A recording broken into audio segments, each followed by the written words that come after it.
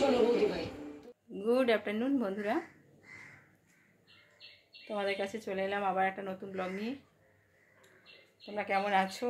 আশা করি ভালো আছো। ঈশ্বরের আশীর্বাদে, তোমাদের ভালোবাসায় ভালো আছি আমরাও। তো আজকে দুপুরবেলার থেকে আমি আমার ব্লগটা শুরু করছি।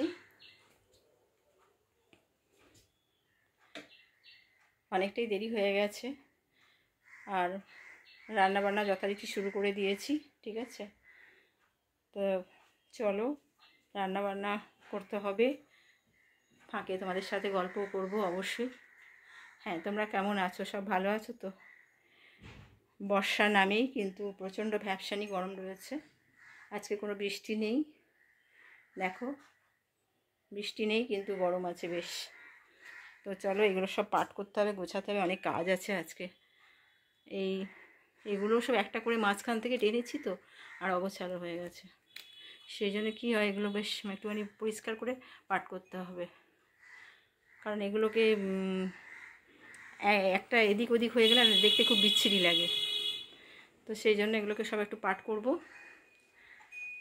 আর এক্সট্রা কাজ কিচ্ছু হয়ে উঠছে না, জানো তো। ইউটিউবের জন্য আর এক্সট্রা কোনো কাজ হয়ে উঠছে না, সব সময় খালি আমরা ওই দিকেই এনগেজ হয়ে আছি। আর কি সুন্দর হাওয়া দিচ্ছে, হাওয়াটা বেশ ভালো লাগছে। মানে বৃষ্টি হয়নি কিন্তু রোদ্দুরও নেই। ঠিক আছে, তো চলো রান্নাটা করে নিই।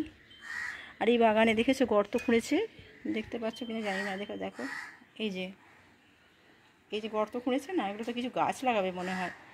দেখো পরপর গর্ত খুঁড়ে রেখেছে, মনে হচ্ছে কোনো গাছ টাছ লাগাবে, সেই জন্য গর্তগুলো খুঁড়েছে। আর এখানে এত আম গাছ হয়েছে, ছোট ছোট আম গাছ হয়েছে না, যে আমের আঁটি পড়েছে, আর প্রচুর আম গাছ হয়েছে। যদিও সবগুলো কেটে দেবে, আম গাছগুলো রাখবে না। এই এত আম গাছ থাকলে এখানে পুরো আম বাগান হয়ে যাবে একেবারে। আর ঠাকুর ঘরে পুজো টুজোগুলো করে নিয়েছি, আগেই করে নিয়েছি, তারপরেই তোমাদের সাথে মানে ব্লগটা শুরু করলাম আর কি। তো পুজো টুজো সব সারা হয়ে গেছে। এই একটা বড় কাজ, ঠাকুরের সেবা হয়ে যাওয়া আমার একটা বড় কাজ, জানো তো। সবসময় মনে হয় যে সব কাজই হয়ে যাবে, কিন্তু ঠাকুরের কাজটাই যেন হতে চায় না। ঠাকুরের কাজ হয়ে গেলে বেশ মানে নিজেকে অনেক ভালো লাগে, ফ্রেশ লাগে অনেকটা। মনে হয় যে একটা যেন ঠিকঠাক কাজ করলাম আর কি। সারাদিন অনেক কাজ করি, তার মধ্যে সবচেয়ে ঠিকঠাক কাজ হচ্ছে এটা, যেটা হচ্ছে ঠাকুরের সেবা। সব কাজ দেখবে হয়ে যাবে, কিন্তু এই কাজটাই হতে চায় না। এর বেলায় যত গাফিলতি, আর যত হচ্ছে কি যে মানে কি বলবো, অজুহাত, সময় পাচ্ছি না, এই পাচ্ছি না, ওই পাচ্ছি না। কিন্তু আমরা এই সময়গুলো পাই যেগুলো রান্না করে খেতে হয় আমাদের, খাই, তারপরে ভালো ভালো রান্না করে খাই। হ্যাঁ, সব কিছুই হয়ে উঠছে, ইউটিউবের কাজ প্রচুর হচ্ছে, সব কাজ হয়ে যাচ্ছে, কিন্তু হচ্ছে না শুধু ঠাকুরের কাজগুলো ঠিকঠাক। এখানে দেখো আমি একটা ঝোল বসাবো, সেটা হচ্ছে পেঁপে দিয়ে, ঝিঙে দিয়ে, টমেটো দিয়ে, আলু দিয়ে, আর পেঁয়াজ দিয়ে। আজকে পটল দিয়ে নিই, জানো তো। আজকে পটল দিয়ে নিই, পটল ছাড়াই করছি। আর এটা কী বলতো, কোনো মানে ভাজাভুজি ব্যাপার নেই, একদম সমস্ত সবজিগুলোকে জিরে ফোড়ন দিয়ে দিয়েছি তেলের মধ্যে। আগে মাছটা ভেজে তুলে নিয়েছি, তারপরে হচ্ছে এটা জিরে ফোড়ন দিয়েছি তেলের মধ্যে, মাছ ভাজা তেলের মধ্যেই। আর তারপরে আর সমস্ত সবজিগুলো দিয়ে দিয়েছি, আলাদা করে পেঁয়াজ ভাজা কি কিছু এসব কিছু করিনি। সমস্ত সবজিগুলো দিয়ে দিয়েছি, দিয়ে চাপা দিয়ে দিয়েছিলাম। একটু জলটা মরে গেছে, কারণ কী বলতো ঝিঙের একটু জল বেরোয়, তো ঝিঙের জলটা বেরিয়েছে, শুকিয়ে গেছে। তারপরে সমস্ত মশলাগুলো দিয়ে দিয়েছি। সমস্ত মশলা বলতে কী বলতো, একটু আদা আর জিরে, হলুদ লঙ্কা তো থাকবেই, তাই না, হলুদ লঙ্কা। তো এই দিয়ে কিন্তু এটাকে আমি কষতে দিচ্ছি, ঠিক আছে। আর এই কী বলতো, এই যে আমি তাচ্ছিল্যভাবে তরকারিটা করছি, সবজিটাকে বানাচ্ছি, এটা কিন্তু টেস্ট মানে অসাধারণ হবে, অসাধারণ টেস্ট হবে, ঠিক আছে। একটা সুন্দর গন্ধ, হ্যাঁ, কাঁচা পেঁয়াজের গন্ধ আর কি, যেটা মানে মশলার সাথে কাঁচা পেঁয়াজের একটা সুন্দর গন্ধ হয় না, সেই গন্ধটা হচ্ছে। তো যাই হোক, আমার তো মানে মনে হচ্ছে এটা খুবই টেস্টি হবে। মনে হচ্ছে কেন, এর আগে তো আমি এইভাবে অনেকবার করেছি। আর এই সবসময় ভেজে টেজে করতে হবে তার কি মানে আছে? দেখো না পেঁয়াজগুলো কাঁচা, দেখেছো, মানে আমি ভেজে দিইনি তেলের মধ্যে,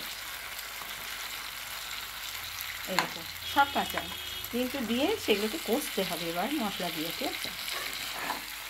যাই হোক, মশলা দিয়ে ভালো করে না কষলে সব কিছুই তুমি যদি এখন সেই তাচ্ছিল্যভাবে করো, যে মশলাটাও না কষবে, তাহলে কী করে হয় বলো তো?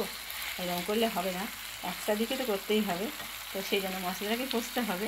আর এটাকে কী করতে হবে, এখন একটু চাপা দিয়ে দিতে হবে। চাপা দিয়ে দিয়ে দিয়ে দিয়ে এর করতে হবে, ঠিক আছে? তো দেখতেই পাচ্ছ যে তেল ছেড়ে দিয়েছে আর বেশ সুন্দর করে কষা হয়ে গেছে।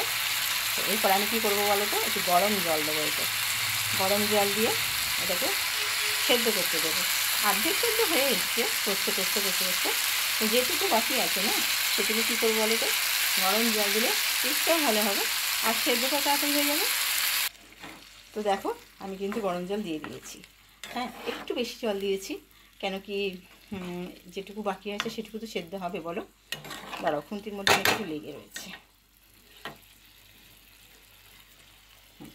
তো যাই হোক, যেটা জলের মধ্যে সেদ্ধ হবে, তো একটু বেশি জল দিতে লাগবে। তো একটুখানি বেশি জল দিয়ে দিয়েছি ওই জন্য। আর এটা ফুটতে থাক, তারপরে আসছি।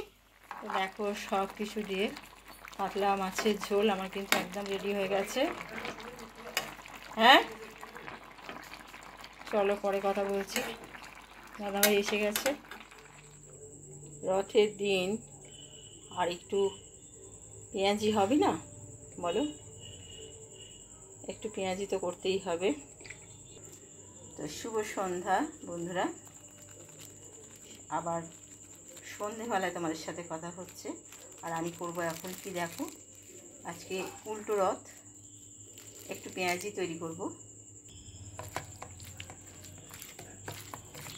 সোজা রথের দিনে কিছু তৈরি করতে পারিনি, কেননা সোজা রথের দিনে ছিল শুক্রবার, ঠিক আছে? আর আজকে হচ্ছে উল্টো রথ,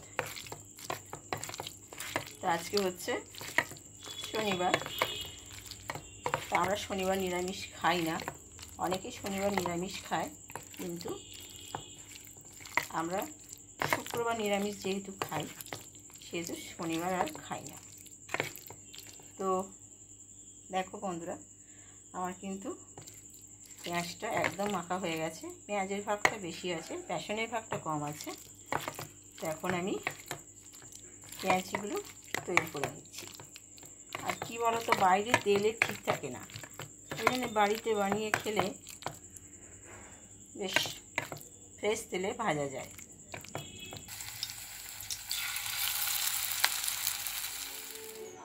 দেখো বন্ধুরা, আমার কিন্তু পেঁয়াজি হয়ে গেছে, একদম উল্টো রথের পেঁয়াজি।